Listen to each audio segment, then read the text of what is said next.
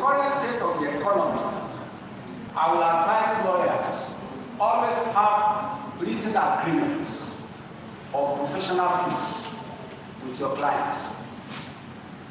Because more often than not, from experience, after the end of the case, the client might turn around, he might not want to trade jacket, have to invest. Yes, it forbids you as a lawyer. Between A and B, you are not using the knowledge you already have against your former clients.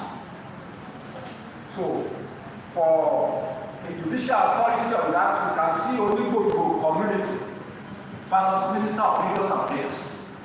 So the Supreme Court dealt with that issue and made distinctions on what you should not disclose and circumstances where you can ask for a former opponent in a case. On the inappropriateness of a lawyer visiting a client's house or place of work, like the letter 6 said, is inappropriate. And the only situation allowable is when the client is very old, he cannot move, or is on the sick bed. And usually that's the place he wants to write his will. That's when you are allowed to go and visit the client's house. This same rule was also taught with the advocates alone. It also forbids the judicial officer from visiting lawyers' houses or chambers. This situation is called deprecated it in Bakare versus Akpena and others. And let me just quote what Obaseki just said in that case. He said, a trial judge ought to know that he is on trial for any improper conduct during the trial of the case before him and immediately thereafter. He therefore has no business to pay a working visit to the counsel to any of the parties, no matter how disturbed he is by the error in his judgment. It is unlawful to engage in any argument in counsel's chambers about the judgment. I would say it is provocative to try to confuse the counsel or the need to reinforce the judgment against any of the parties with better, well-considered reason. What said the judicial officer in that case was that the two lawyers involved in the case gave testimony to the Supreme Court as to the integrity of the judicial officer. So we should run away from it. But this is not to say that when counsel or a judge is celebrating birthday or naming ceremony or marriage ceremony for what we can attend. Judges can attend, lawyers can attend. After all, it's limited with that one. And it doesn't change the relationship. Even if you have the case there, it does not mean anything is going to change in your favor or against you. Now, the challenges with lawyer-client relationship, cross scope of pricing and billing, I've said something about that one that have written agreements. And in this period, we all know times are hard. They are part and parcel of this society. What you can do to assist your clients? You can agree that your client's pay is commensurate. That's the way out. Because if you insist on the money you cannot afford, that means you will not be able to have the services. If it's agreeable to that one, you can receive your fees by installment.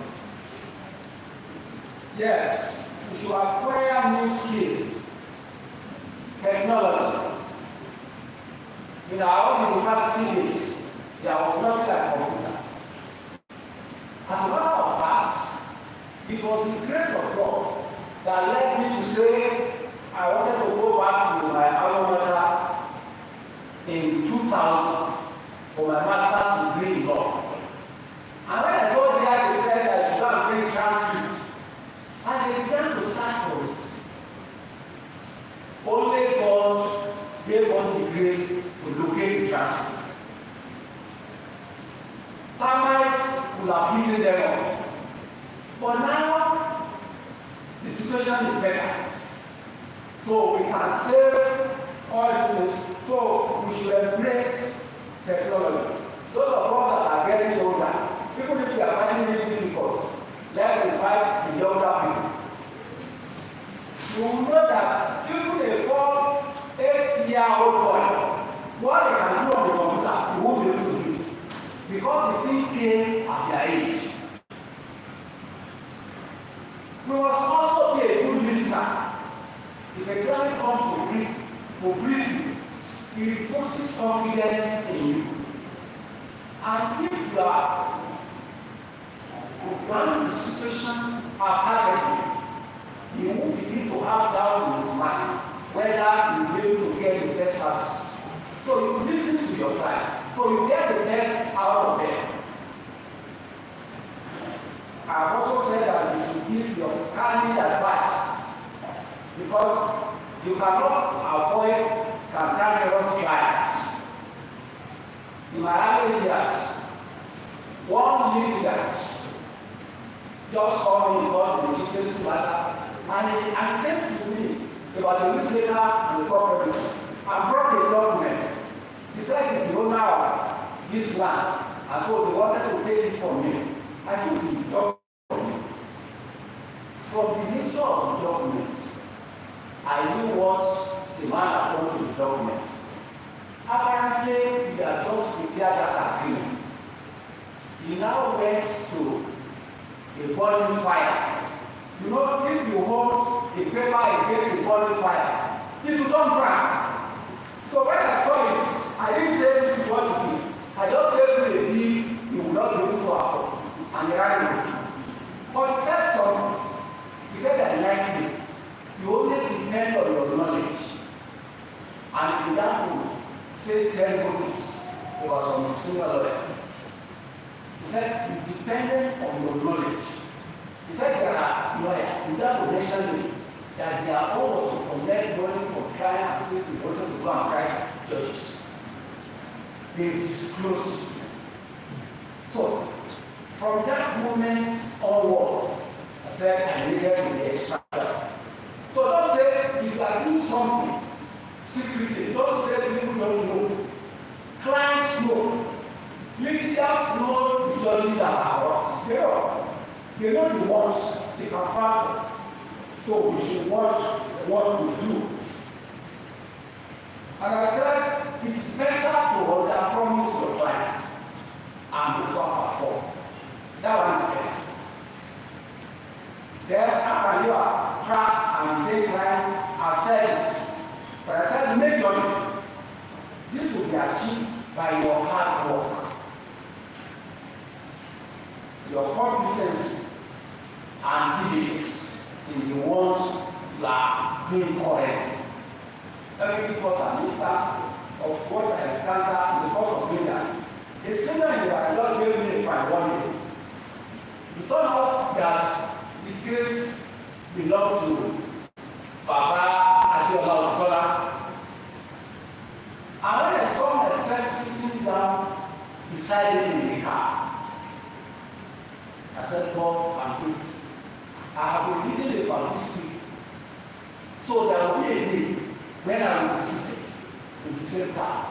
What brought me to that level is the profession. You will now see the nobleness of the profession. See why all the people now, politicians, want their children to become lawyers. For the period, a decade, I taught in the university, and I was telling those people that if I didn't teach you well, the relative of man might fall into your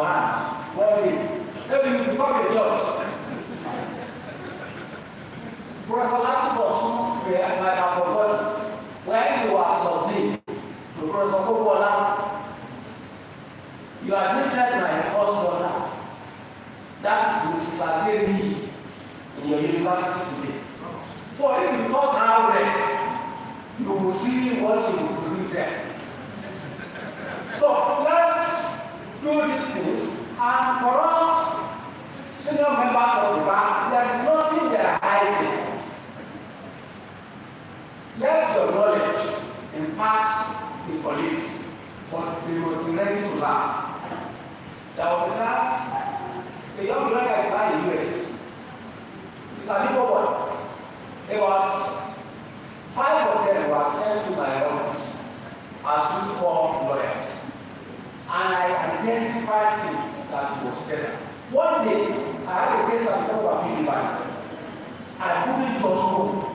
And I called the that you will go to the of PDB. He said, what will I do? I said, put your line address. Everything you will say, I will dictate to you. Pick your pen. If they ask you to answer like this. When they appear, they meet him as a green week. They now say, who is your principal? You mention my name. Their lordships sense their words that they are doing. So let's teach the younger members of the bar. The more we teach them, the more we know. The boy again, when he left my office, because I found him very, very distinctive. I said he should wait. He said he was going to list, to go and practice in the senior advocate office. I said that's right. So he left. Do you know what he meant by the senior advocate office? When he got there, the senior advocate told me, I said, this young boy, he was a student to the magistrate court. He got feared God. He said, I was in Osogbo, I was already applying and going back. That was how he left. He came back when he secured an admission to the university in the US. He came back for me to write the recommendation for me. He's now in the US. So, if Oga didn't teach Ayola very well, you will not be happy what will happen to him. So, there is tomorrow. As lawyers, are you restricted from selling land or acting as agents? I was happy when I saw it taken up in Prof's document. You know, when somebody does one day drew my attention to an icon that said the picture painted by the judge was as if the moment land transaction is mentioned, the lawyer must take the flight. And I began to ask that question that the lawyers will make as seniors on the basis of law reports. How do they make their name? From land matters, from chieftaincy matters. The prophets don't justice to it. And I believe what is paramount is integrity. Just make sure you don't do anything shady, anything fraudulent. Yes, opportunities, proper mention, technology, strategic partnership, and all those things. So they are part and parcel of the opportunity. Then, professional development, and I will advocate from my experience in the university that our continuing legal education should provoke our younger members to go for further studies. Then widen your horizon. You know where I got that inspiration. I mentioned 1996 to 1998. I got that inspiration from the late Honorable Justice Chibudu Fokuta, who was one of our guests at the University of Jos in 1997. That was the main thing I got from him. He said, if you go for master's degree, your horizon will be wide. If you go for PhD, focus on one. So there was still something to learn. I have since discovered it. It cannot be something you will use. You don't need it for advocacy. What you need it for is for critical thinking.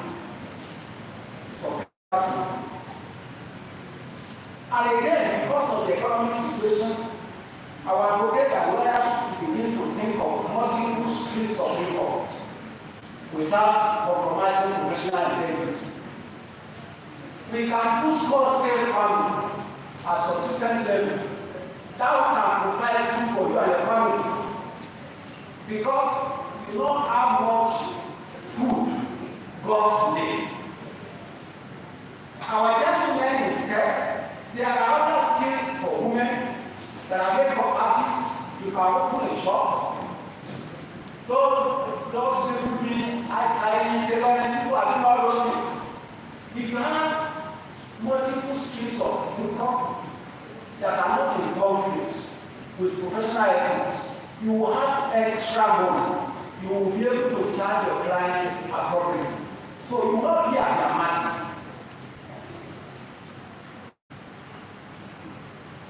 And I say again from experience that it is good for every lawyer to outgrow your clients. Don't be on the same spots.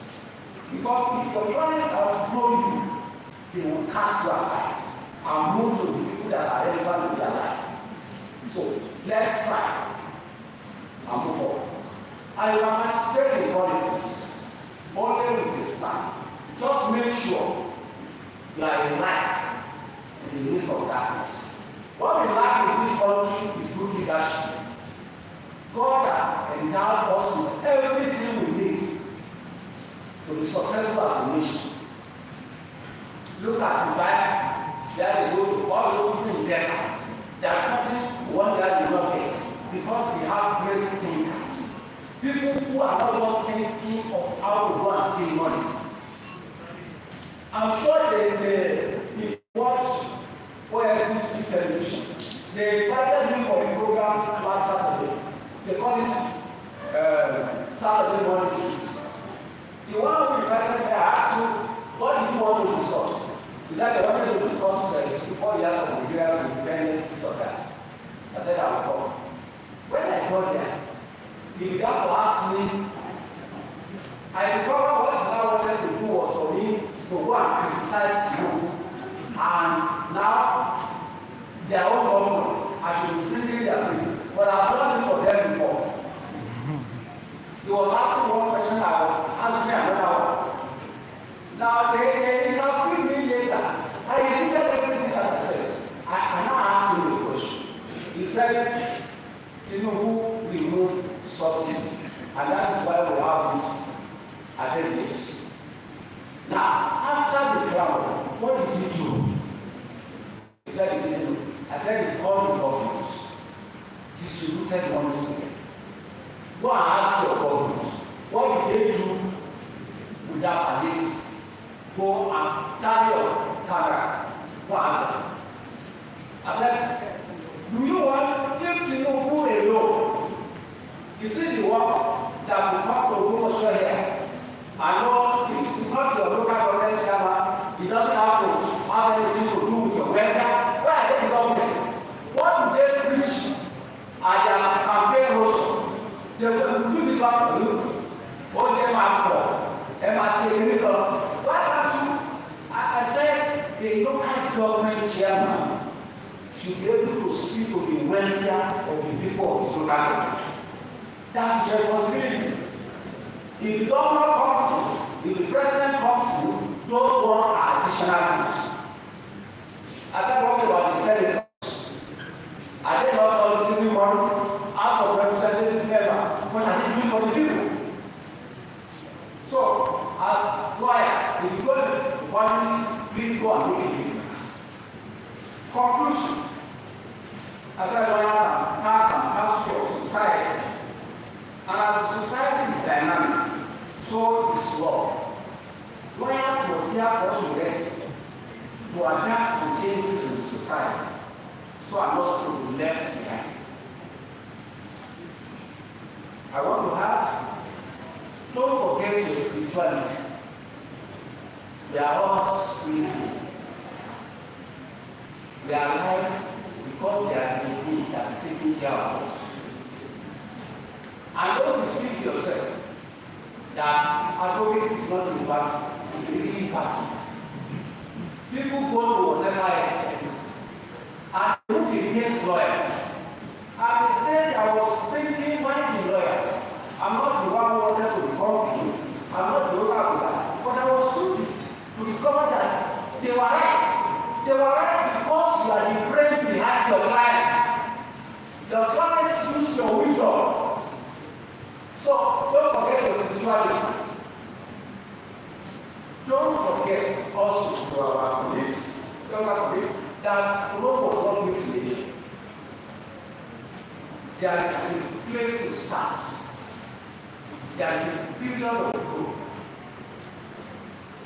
As an legal practice demands hard work, perseverance, consistency, and above all, honesty and integrity. The profession is like a key. You have to take your job. But there's a room for overtaking if you can pay the price within the principles of the rules of professional conduct. Once again, I say it very intensely.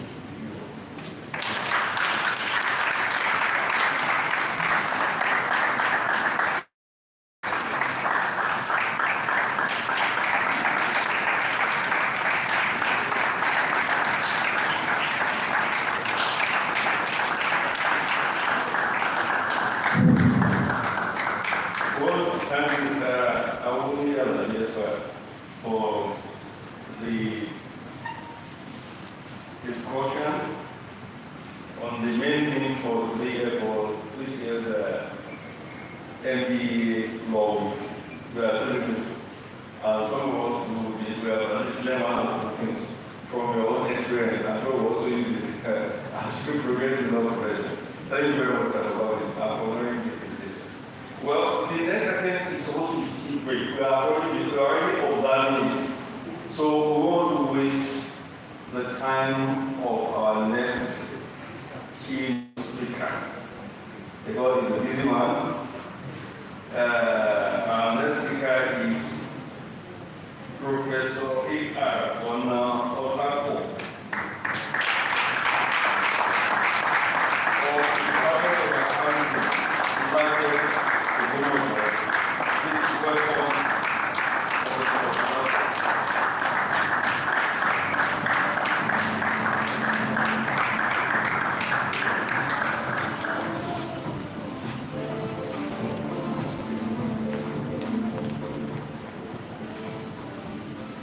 I want to start this lecture by giving all adoration to Almighty Allah who has made the preparation for this lecture or for this particular week to be a success.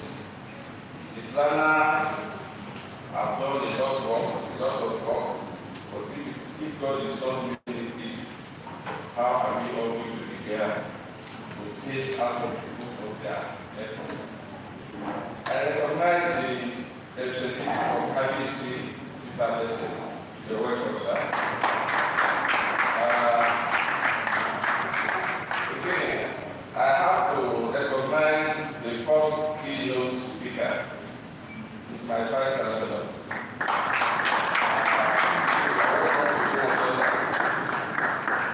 I enjoy your lecture so much, and I was not expecting anything less than that.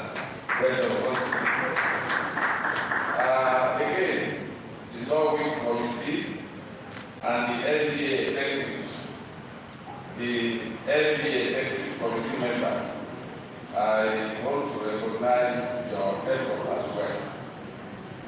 Representative of security apparatus in this country, the police, the Nigerian defense, or the FRSCL, all of you, I welcome you all to this lecture.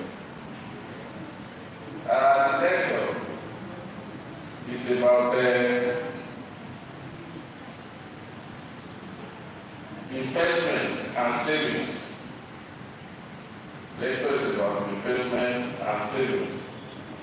When the executive came to me and they asked me to think of something I can say, I look at my background and I ask myself, did I need to say anything about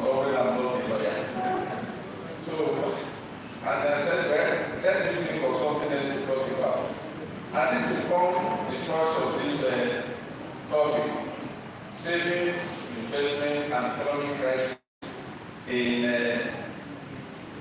economic crisis within Nigeria. That's the reason why I selected the topic, because I don't have knowledge about law. The second reason why I selected the topic was mainly because in the last few months in this country, there have been a lot of agitation, demonstration that was challenging the government. And in fact, there was a particular time when the noise was giving power from one section of the country to another. And we cannot provide the whole of the country. Well, it is as if this is a power syndrome. It's more common in the southwest and the north. When I look at our brothers from the southeast, they have less agitation for this question of the power. How do they live? How do they live? They are able to make it because they have a different perspective from the way we see things. In this part of the country, we believe that government should do everything.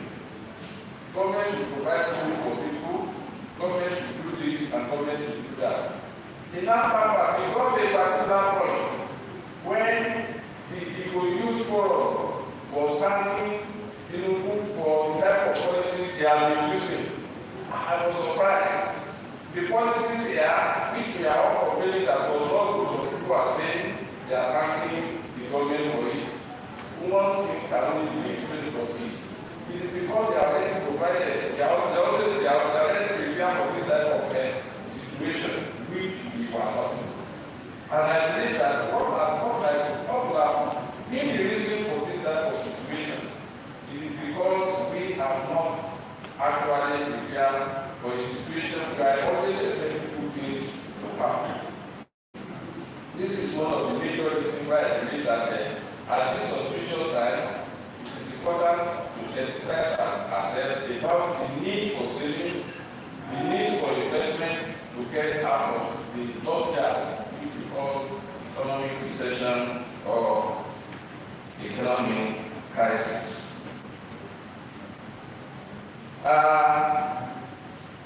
So this informs the current paper presentation, which is to examine the significance of savings and investment as a panacea to Nigerian economic crisis. Specifically, the paper is divided into four major parts. Then it has a background, that's the historical perspective to the economic crisis. We also have a discussion on the savings, and we say something about investment as well. And I now look at the nexus between savings, investment, and the economic crisis. Let me start by looking at one paper from International Center for Investigative Reporting 2020. It reported that Nigeria has experienced 8 recessions from 1960 to date. So economic crisis is not new in Nigeria. Some of the causes of recession, according to technocrats, like Salusi 2016, he traced the cause of economic crisis to the fact that Nigeria is more or less a consumption economy. Nigeria is a consumption economy, where no real policies are advanced to improve the supply side making, the supply side of the economy, making all focus to the center on oil sector, to the neglect of agriculture and service sector like health and education.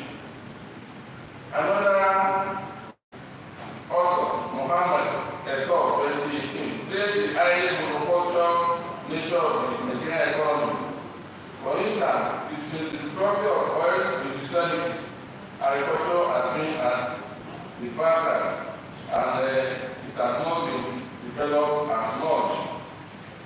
Now, if you move a little bit further, you will find that the income, according to, let me try to talk about the historical perspective of the economic crisis in Nigeria.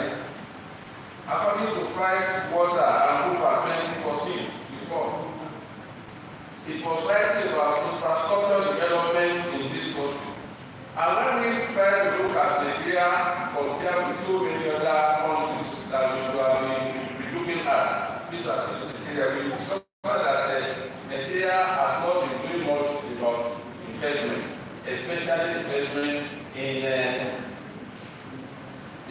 infrastructure. Recently, in July 27, 2024, Nigerian power generation, according to Minister of Power, Adebayo Adelatu, was 5,105 megawatts, and was then described as the highest in the last 3 years. So he's trying to say that they have been improving. But when we compare this amount with what is happening in South Africa, South Africa was having 42,000 megawatts according to the African Business Forum in 2024. Nigeria was producing 5,105, and we said it was the highest in the last 3 years. Whereas South Africa was producing as much as 42,000 megawatts. How do we expect development in the country to be at par? It's not likely to do so. Another thing is that what happens in infrastructure is happening in electricity generation, and it's happening in almost every business of our economy. We are so much behind. Now, the explanation of the concept of savings and investment, how does it relate to what we are saying now? Does it have any significance? When you are looking at the country and you want to measure whether the country is actually doing well or not, what the economic studies point out is the concept of gross domestic product. A gross domestic product is a derivative of the output of 3 economic units, namely individual or household, business unit, and nation at large. I believe that the poor savings habit will affect investment in any country. It is a vicious cycle.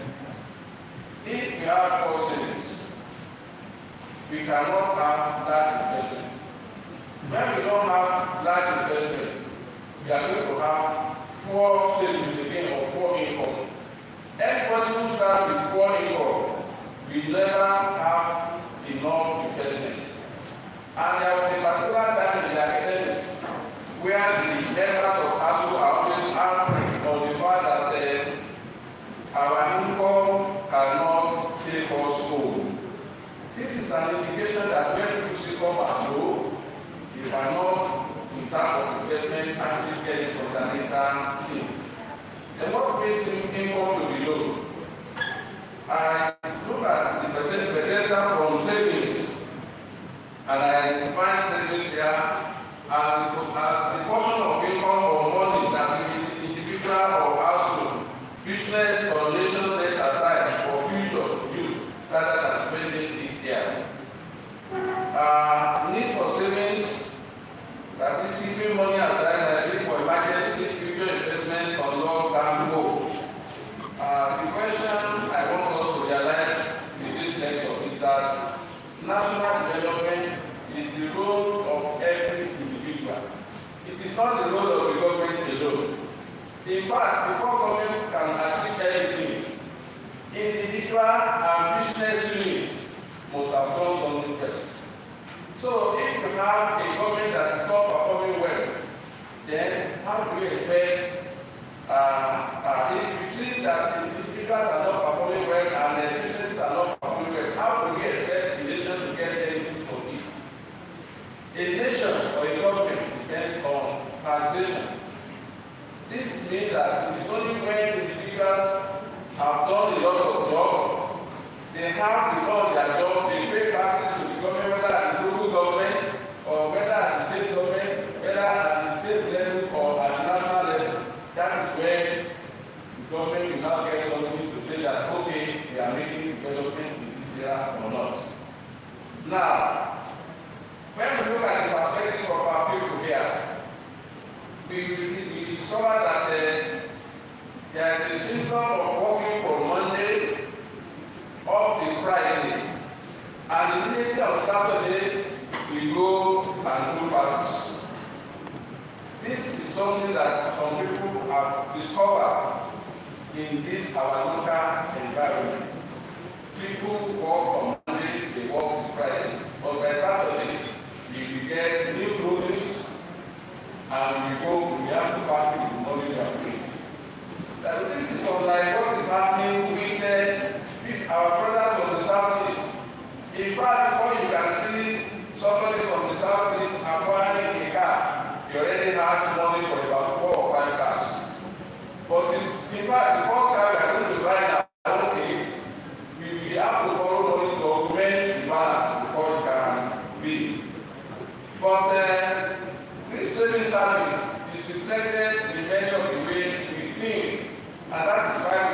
that whatever we do, we don't need to save so much. That it's only God that will provide whatever we need. If you go ahead and talk more about saving, although when we have money, we can use it for so many things, transactions, we can use it for speculation, we can use it for investment. The most challenging aspect of any income we have, we save, to go into how to be the first part of this saving to make a reasonable impact on our investment. Why do we need to save? We need saving for financial independence, freedom from reliance on loan, credit for daily expenses. We also need saving to achieve long-term financial goals, business setup, house purchase, expenditure, provide against inflation and economic crisis. At this junction, I want us to look at so many developments that is taking place in any particular country. These are the work of individuals, not the work of government. It is not the government that built Banana Island. Neither is it the government that built estates that are the major infrastructure we have. In most of the towns we live in, what we complain about is that we don't have good roads. If you look at the side of this particular hall, you will see a road that is interlocked. It was not built by the government. It was built by an individual who believed that building an hotel in this particular area has to be supported with a very good interlocking road. If that person builds that particular hotel and is waiting for the government, it might take a long time before this will happen. I was able to achieve this without a good savings. Savings is also required by each and every one of us because the time will come when we shall no longer be able to work. By the time we stop working, we will need some earnings to fall back on, and without it, we become a beggar. Furthermore, we have to look at some method of savings. Some people use bank savings, some people use retirement account, some people do automatic transfer from their salary, some people do one thing or the other, at least to have something. Savings starts from the practice of budgeting. In this month, we ask those of us sitting down, how many of us have a budget plan on the way we spend our money on a daily basis or on a monthly basis, a weekly basis, or a yearly basis. Generally, this is not common. And what we discover is that without budgeting, without savings, and without budgeting, without plan, we cannot have savings. Economists have theorized income to be used for two major aspects. When income is received, we spend part of it on consumption, and whatever is left, we save. If this is what is happening, then we have three types of people who receive income. Some people receive income, they do some savings. Some people receive income, they have to borrow more money before their consumption can be satisfied. These people have negative savings. Individuals, businesses, and even nations, we all take part in this. Consumption, in more than income, leads to negative saving. Consumption, being equal to income, we have the zero saving. And it is not only individuals that have this particular problem. Governments do have income, whereby consumption overrides income. And this is why from year to year, this country has been having the situation of what is referred to as a budget deficit. In fact, we cannot remember the last time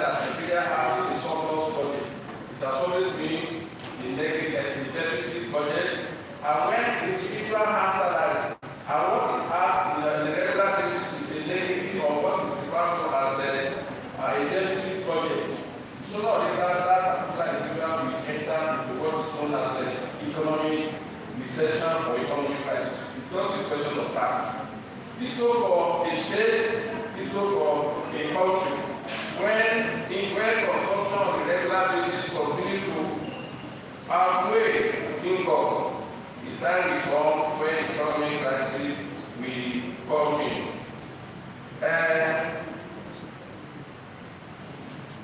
We say when consumption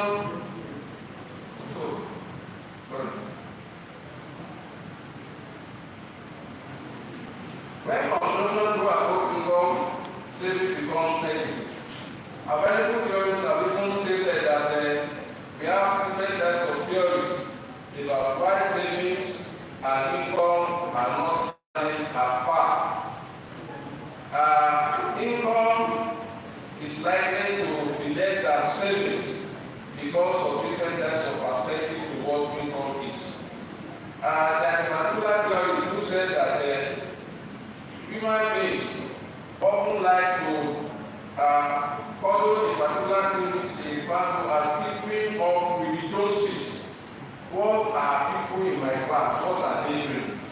Even when you have more problems than them, you want to do as they are doing. If they are collecting money and they are using money to buy shoes and cars and so forth, you want to do as they are doing. Not minding that you are not likely to have the same type of objectives.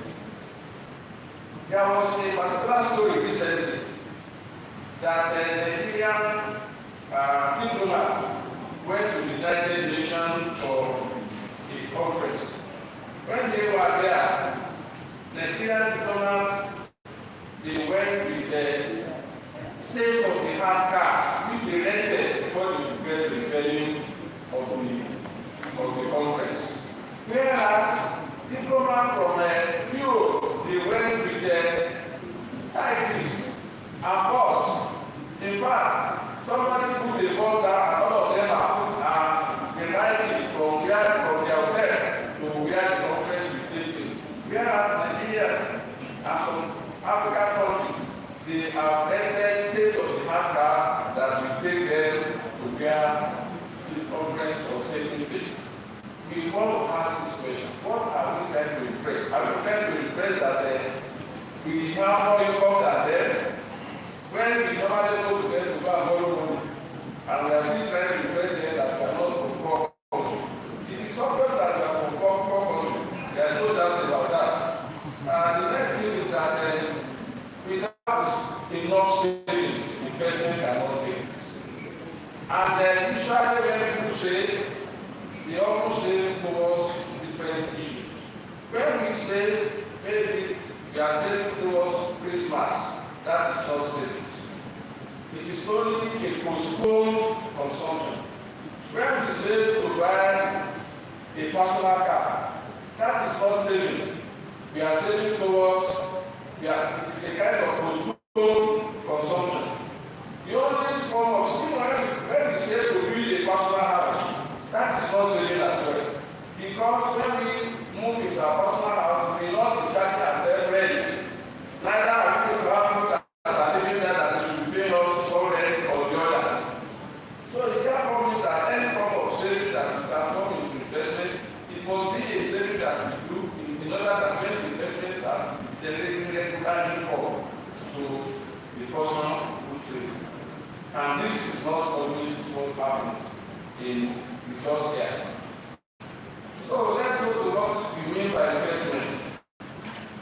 I define investment there as the heart of allocating resources, usually money, to projects in order to generate income or profit. So when we have an investment that is not generating income or profit, it is not an investment. It is still a form of a saving. When we commit resources to an asset venture or project with the expectation of future return, then we say we have an investment. There are various forms of investment. One thing that some people always think that when they invest on their children, it is a form of investment. In fact, because that's where we spend most of our money on in the Southwest here. I want to bring to the notice of the audience here that our children are not our assets. They are not our assets. If you look for money so much and you send your child to go and study in England and you pay all your money there, you are just trying to do what your father has done to you when you are young, no matter where that education is taking place.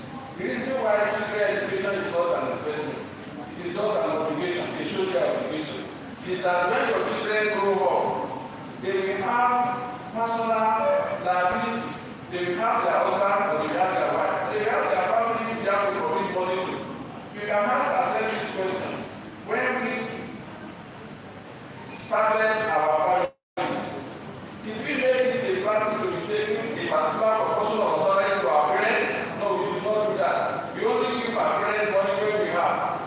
So I try to think that okay, on a monthly basis, my children will be paying so amount of money. It is a fact. It is not going to happen. The major form of investment we do here is that. But the real investment that can be considered is when we invest in stocks and shares, in financial securities, that financial security, this can generate dividends and interest. We can invest in real estate. Some people buy land. In fact, the last speaker here was telling us that it is important for us to invest in land. It is true, because land will appreciate over periods of time. We can invest in houses. In fact, some people build houses and they sell it, not for renting. By the time you build a house and go to sell it, ask more money than they were building it. Some people invest in commodities. Some people invest in commodities. Such as energy, livestock, some people invest in oil and gas. These are examples of investment. We have investment in equity-traded funds, similar to a mutual fund. Our boys now, the youth are now investing in cryptocurrencies, and we have some older people that are investing in bonds. That is either government or corporate bonds. These are also examples of investment. When we have invested appropriately, when we have invested appropriately, over time it gives income. It does not only give income, it also gives a kind of security of life. It is only when you have an investment that you can hand over your investment to your children as an inheritance. We cannot, a university professor, when he's retiring, cannot say, I am retiring, please come and take over from where I am in the university as a professor. It's not possible. But it is possible for somebody who has a business. It is this business, application of business, small business, that business, that will need some form of income even to the government and to the owner. And this is what creates development in a country. When we have investment, some investment has to be managed. Investment can be managed through self-control mechanism. Self-control mechanism. Sometimes in 2014, 2013, I have to travel to South Africa for a conference. And I was a guest to one of the hotels there in Cape Town. I was trying to talk with the owner of the hotel. When he knew that this hotel, he said he had started in 1878. I was surprised. He couldn't believe that started with them in 1878. He said so. He said yes, that it is the family that started the business. One major problem that we have in Nigeria today is that there is this cannibalization or mortality of investment that are made by families. And such investment will not last too long once the owner has passed on. It is important that anybody who is in a setting of investment should inculcate the idea of getting the children to be highly invested in investment in such a way that such investment can outlive the owner of that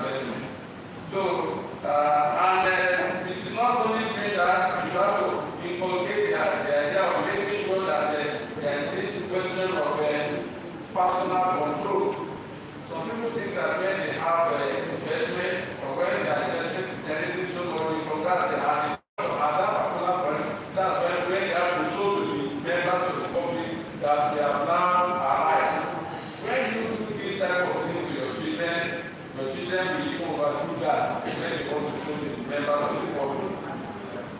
And investment grows when it is well diversified.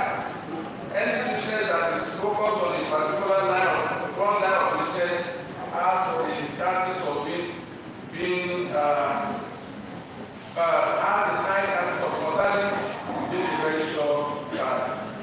We have to manage the risk and we have to seek professional advice to ensure optimal return from the investment.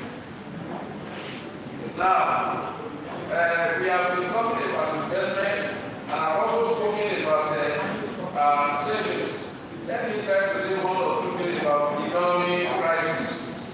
Economic crisis is part of the situation of sudden severe contraction of economic output.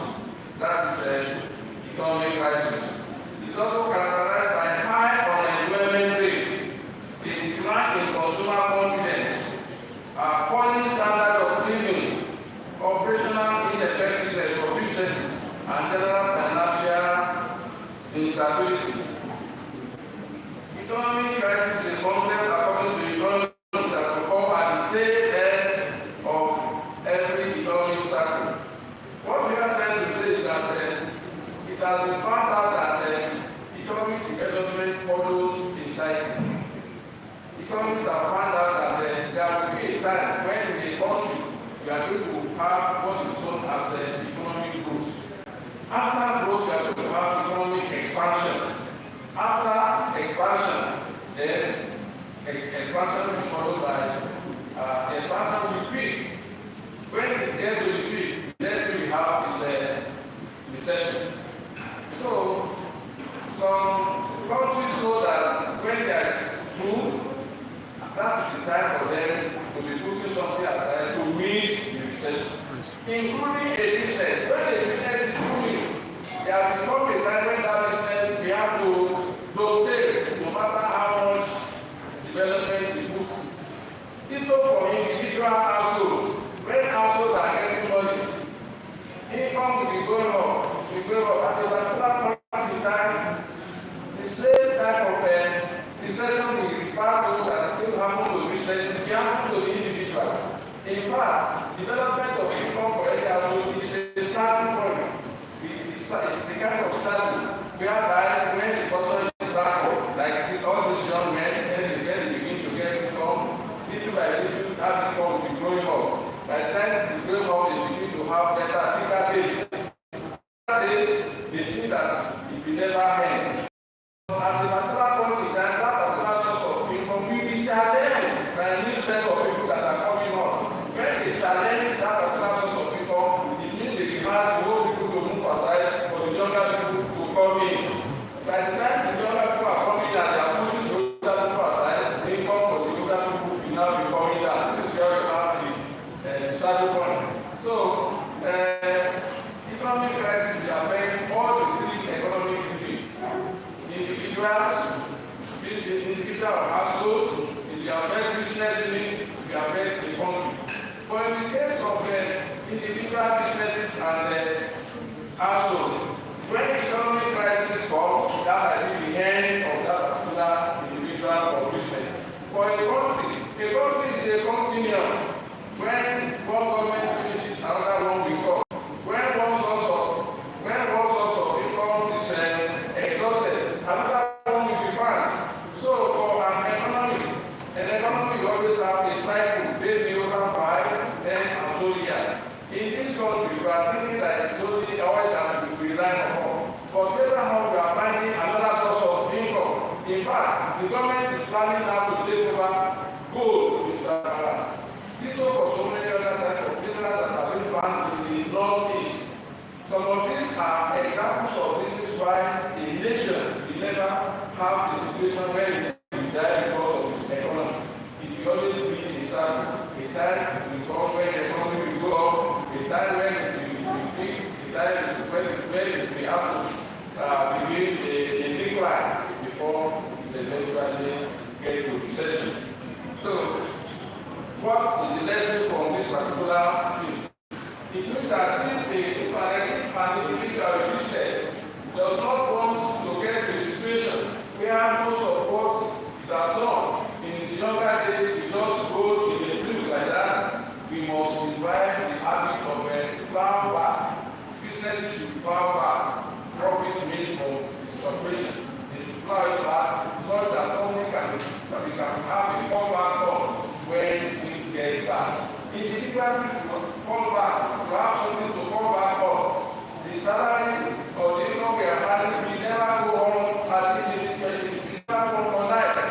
time is coming that most of this money you are putting aside, you are not investing it. For instance, let us try to think of it. Some people in those during the Shagari era, if somebody stole something like 2 million, 5 million, you say you have told you so much money. But if you are getting those 5 million somewhere and you use it outside, you don't have so much. So except you have something and you are investing in it, you did not get us anywhere. Furthermore, a business like a country also faces a recession. The recession of a business is what is like this. We have a situation when we have sales rising up, production is also rising up, employment will be able to employ people. But after the business has been, income will be falling down. When the business is making it, that is the time when sales is going up. At the time when problem begins to come in, sales will begin to decay, production will be coming down. And what always affects the business of having this type of experience is competition and ineffective plan to look into the future. People for individuals also have a situation when income is going up at a particular point in time. Then competition will come up again for individuals because if you are the best singer, very soon better singer will come. If you are the best boxer, sooner or later somebody who can box better than you will come up and then you soon outstay you. But in the case of the country, recession is a different thing. It is expansion is followed by the peak. After beginning we have recession. But after recession, this is the point I want to take note of. The country will recover again. And the recovery of the country is only available for those who are already prepared for that country to take place. If they are not prepared for it, we will always continue to complain that the economy is bad. During the period when the economy recovers, some people will come up in that particular republic and they begin to make it. People have not done that, their existence will remain as it has always been, and there will not be more development. So, the nation's wealth is not being solely by government, as I've said, and I've said that it is important that individuals do. And businesses are those ones that carry that economy is a developed economy or an underdeveloped economy. In essence, it's everybody's duty to try to do something. It is only when we do something that the economy will begin to go up, rather than looking at when the government is going to do this or when it is not going to do this. But so when the next number of Nigerians are interested in entrepreneurship, then output of goods and services cannot be anything to write home about. So I am trying to pass it to the audience here that the entrepreneurship is an important aspect, because from savings to investment to entrepreneurial activity. Because where substantial portion of big men in a nation can only survive on inflated contracts or other government patronage, that nation cannot develop. We must be producing one good or the other. So some of these loopholes of inefficiency has to be filled up. And what are the major hindrances to savings? The major hindrances to saving, why people cannot find it easy to save, are about 4. Financial indiscipline. Financial indiscipline. What do you mean by financial indiscipline? Some people will come up and say that the salary they have is not good enough for them to take their home. Let's ask them this question. If they are not having salary, do they not survive? Whatever the case is, when somebody is earning 1,000 naira and they cannot find it, the person does not believe that they have to save 200 naira for that 1,000. Even when it begins 10,000 naira, how they will really find it easy to save 200, 2,000 naira for that money. So financial discipline is the first set of reasons why people do not save. Another reason why people find it difficult to save is the fact that they want to keep up with the young. We have society, we have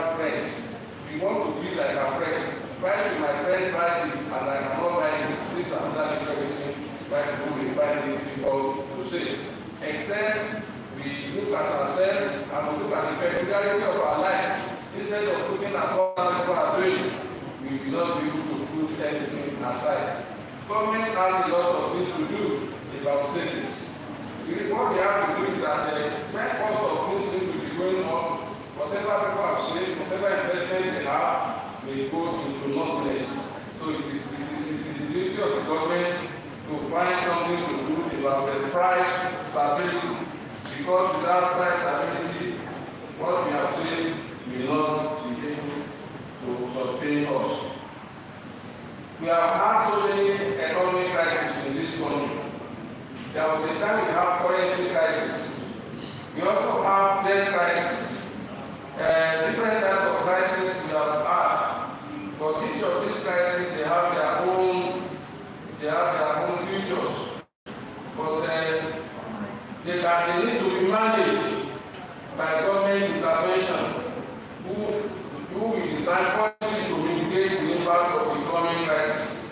And the circumstances underlying process of economic crisis, severity, trust in government, and effectiveness should be to work. I want us to realize something, that the economic crisis is not a new thing. Economic crisis has been a component of life for a very long time. We have a clear and running record that shows that the economic crisis is part of human life. One of the biblical records can be found in Genesis 41, verses 1 to 38, and we can find it in the Quranic writing, Surah Yusuf, chapter 12 of the Quran, verses 43 to 46. In this particular era, it was stated that there was a time when Pharaoh dreamt, and during the dream he had a vision that very skinny cattle and dry bones were eating up fresh bones, whereas dry skinny cattle are eating up cows. It is a warning to nations. It is a warning to individuals. It is a warning to businesses that good time do not last. Good time will come at a particular point in time, but after some time it will change to something else. So nations should always prepare for hard times. Business should prepare for hard times. Individuals should prepare for hard times. When we don't prepare for hard times, when it's something not able to manage it, that's what that message is trying to say. That it's important for us to try to manage it. Because when the economic crisis happens, because it has not been managed, it is likely to cause problems for individuals and businesses. Job losses, it can cause fall in standard of living, it can cause reduction in the economic status. In fact, economic crisis can make some people to live their life. Because they find that they cannot meet up with, so that the next thing they are going to have to say to this, why am I living? We just like to do something about it. For a business, when economic crisis happens, can lead to business loss. It will lead to reduce consumer demand for their products when they get in the store. And all those people in normally when the shop don't have it again, they need to go to other shops. The own shop is no longer what they wanted. For a nation, the typical sign of a falling of recession is a falling GDP. In this country, we have had falling GDP in 8 consecutive times, and it has been discovered that our GDP always fall at after a particular number of years. For instance, it has been discovered that every 6 years we can have a recession in this country. So if this is a year of recession, surely we can have plenty time another one is coming. So what do we do to correct this thing? We can look from the perspective of the government. The government can try to way to get the economic crisis. This year. One, the government can make policy.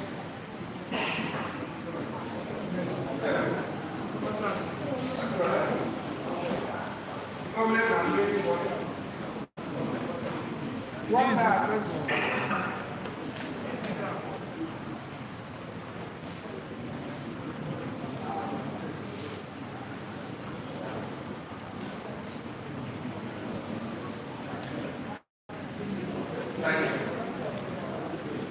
The government can make policies. It has been recommended that fiscal policies and monetary policies are good. It is also recommended that government should try as much as possible to develop infrastructure in the country. Let us take, for example, if this government has in its wisdom done something about refinery in this country, are we going to have the oil crisis we are having now? We are not likely to have it. But the government does not consider that.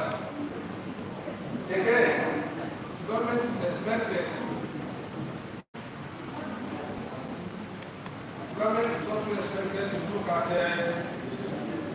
how to develop other sectors of the economy. Agriculture, for instance, is expected to be developed. Putting money aside, having that foreign policies does not develop a nation. Recently, the government was saying that they have $13 billion in the foreign account. The question we have to ask ourselves is, what do we use this $4 to do? Why is it just sitting in foreign account? For those who are using the money, why can't we look at the salient sectors of the economy so that our economy will wake up from its slumber? So, the government can do some of the saving to stimulate economic growth. They can build business support. When problem of economic crisis happened, government was not looking at the support, business support. They were looking at personal support, and they were thinking that if they distribute free food and distribute free money, maybe the crisis will be ameliorated. All this cannot ameliorate. The economic crisis. If businesses have been encouraged to be sustained and developed, these businesses are likely to employ people. When employment is created, those that are starting don't have money, they are likely to be quiet. Another thing that has been recommended is innovation and technology. Our government is advised to put some funds into innovation, into technology development, so that when these are fully developed, it is likely to assist each of the economic sector to get up. For individuals, it is not increasing salaries that is likely to assist individuals to sustain economic crisis. Rather, it is better to increase the supply base of the services people require. When the supply base are increased, prices will normally come down. Because you cannot control the price of the food, you cannot produce it. So it's only when government is able to sustain some of these sources of supply that people can be assisted. And these are some of the factors I believe that government can do in order to solve the current family crisis. Thank you for your attention.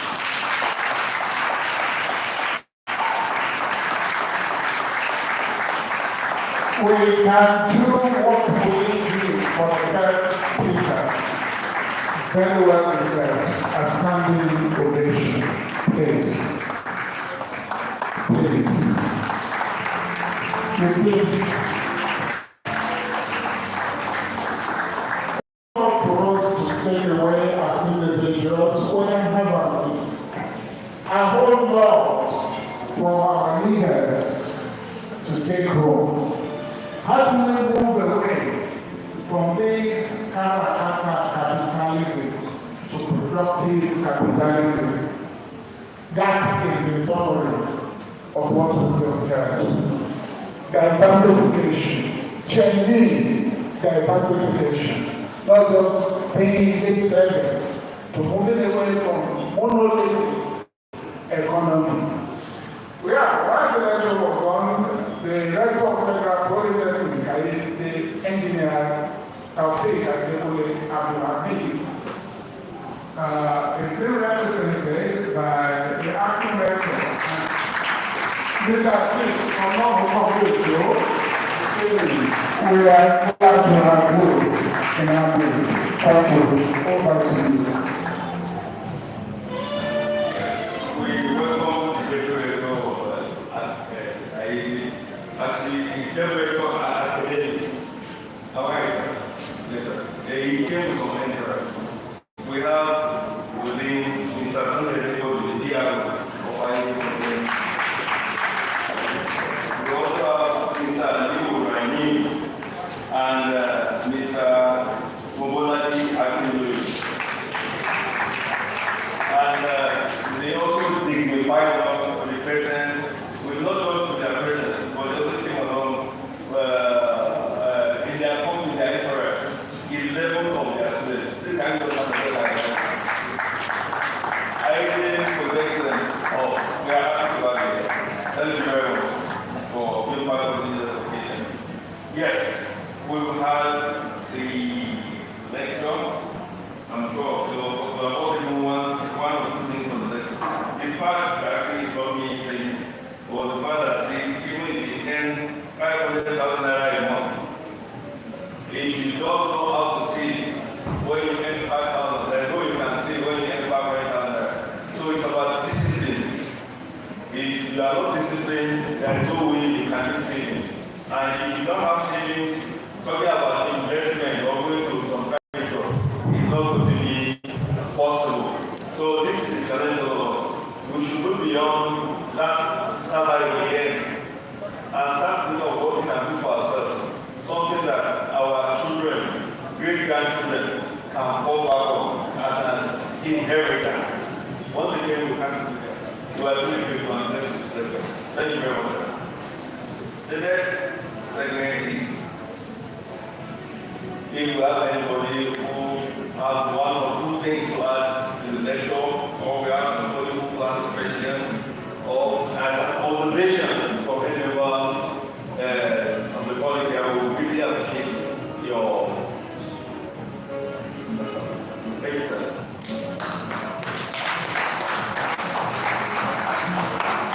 This is our own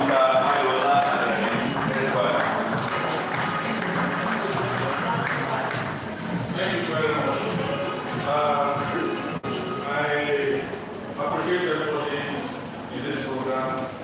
I just have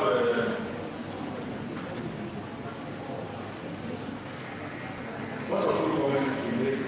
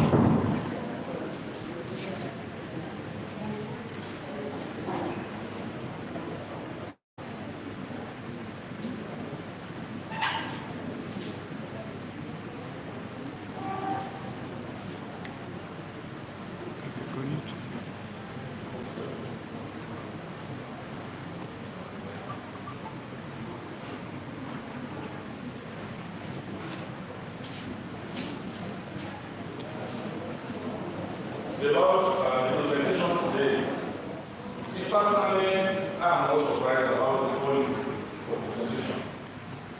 The first speaker, Professor Natumoso, is a scholar by excellence. I'm very proud to say that we are product of the same secondary school. We have a lot of time for that.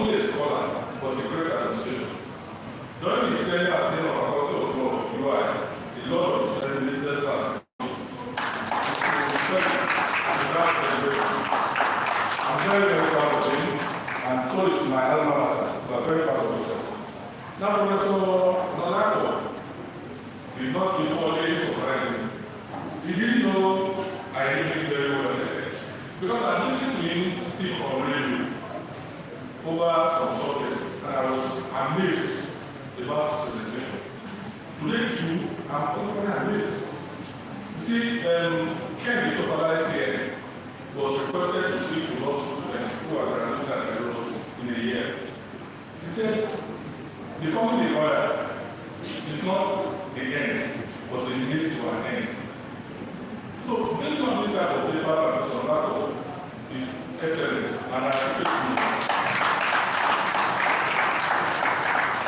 I'm going to be selfish. I would like to have a couple of presentations. I have some areas in which I want to apply it. I don't want to say that to the top. That's just my request. Once again, we want to appreciate all of you for your patience, for the time you have sacrificed to bring this occasion. Well, you made the last year long a successful one, and this one will go down record as a successful lobby on behalf of the Nigerian Bar and Well, thank you for it. Thank you all very much for coming.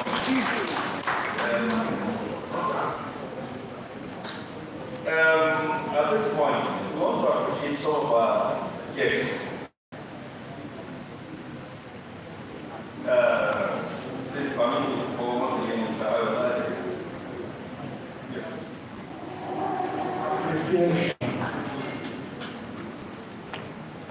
Selfishness, greed, that's what is killing us in this country. Imagine Barrister saying he would want to be selfish, have a copy of the presentation. Please let the phone go around.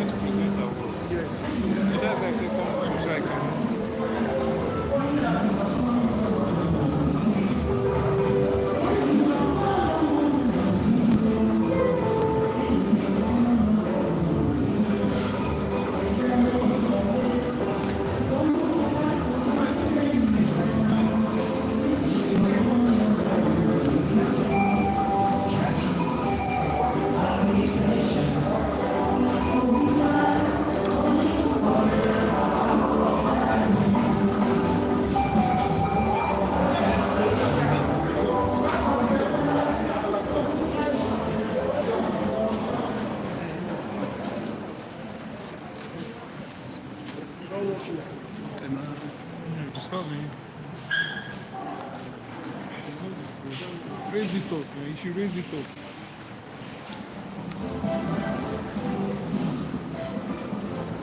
I have the mandate from the Nigerian Bar Association to present this award to Justice Atelabi Nju. I have it the Nigerian Bar Association branch, the Valiant Bar Honorary Achievement Award, presented to Justice Atelabi Nju, held on 12 October 2024. We thank you so much, sir, for honoring our reputation and for your performance as a trailblazer in OGBOMOSHO. And just like the other speakers said, we have gained tremendously from your fountain of knowledge and your integrity, sir. We are ever proud of you. Thank you, sir.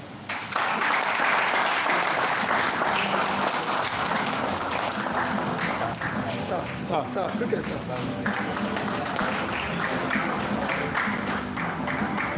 Bless you, brother.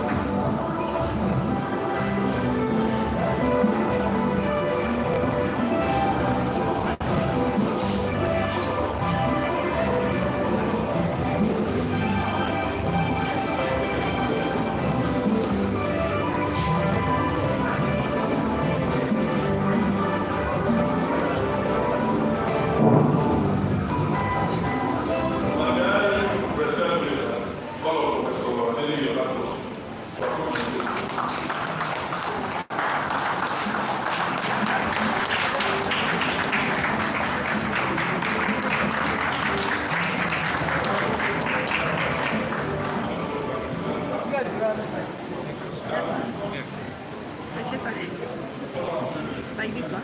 Sir.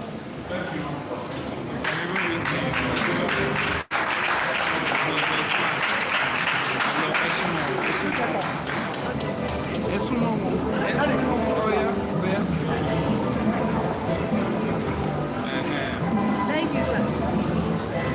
Yes, sir.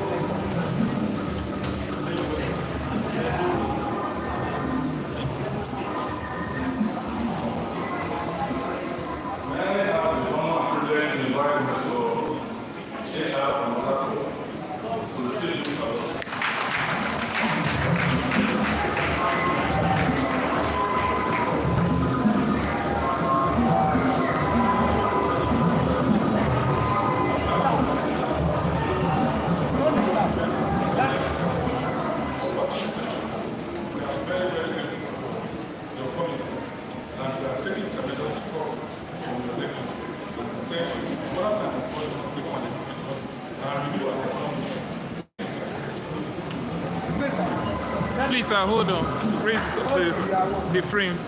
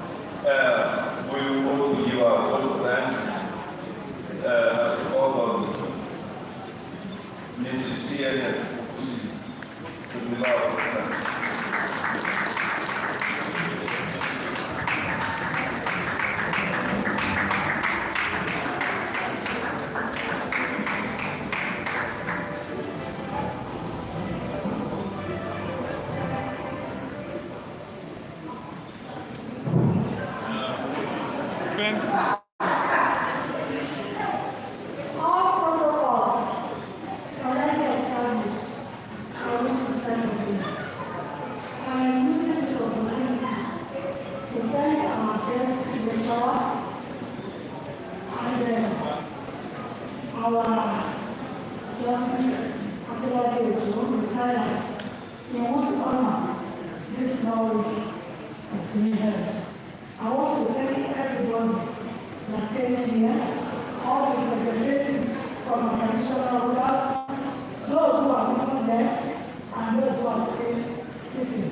I want to thank you very much for honoring our invitation. And we also urge you that when next you call upon me, we still expect you to honor our invitation.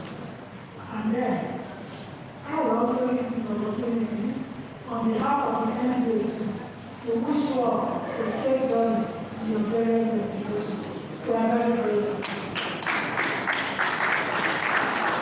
Yeah, it is not over until it is over. There is a dinner tomorrow. We are expecting that you will be part of that dinner. That is when we will be concluding the story.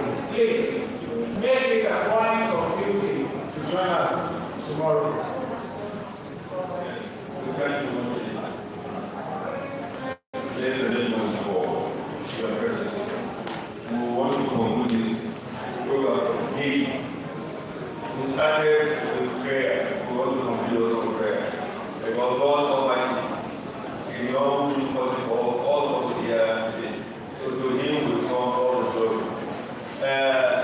In prayer in the morning, the opening prayer was offered by a Muslim who appreciates a Christian from among the participants and guests present there. Those one volunteer to come over to the prayer. A Christian. A Christian.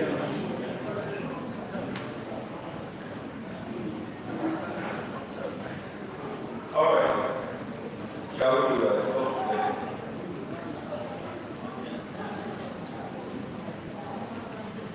Let us pray.